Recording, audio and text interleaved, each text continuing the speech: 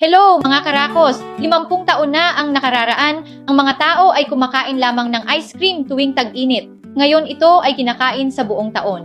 Nagmula ito sa Orient, nagmumula sa Latin na oriens, na ibig sabihin ay silangan, kung saan ang ice cream ay ipinalalagay na ginawa sa China hanggat 3000 BC. Nakita ng manglalakbay na si Marco Polo ang mga Chino na kumakain doon at idinala ang ideya sa Italia. Mula sa Italia, ang ideya ay dinala sa France. Naging popular ito sa Pransya na may madangal at isang pagsisikap ang ginawa upang mapanatili ang mga recipe para sa ice cream na isang lihim mula sa mga karaniwang tao. Ngunit syempre, natutunan rin nila ito kung gaano kasarap ang bagong pagkain na ito at naging popular sa lahat at di lumaon ito ay kumalat sa buong mundo kabilang ang Estados Unidos na nagdala sa ating bansa ang Pilipinas ang kilalang sorbetes o ice cream sa panahon ng kanilang paninirahan sa bansa.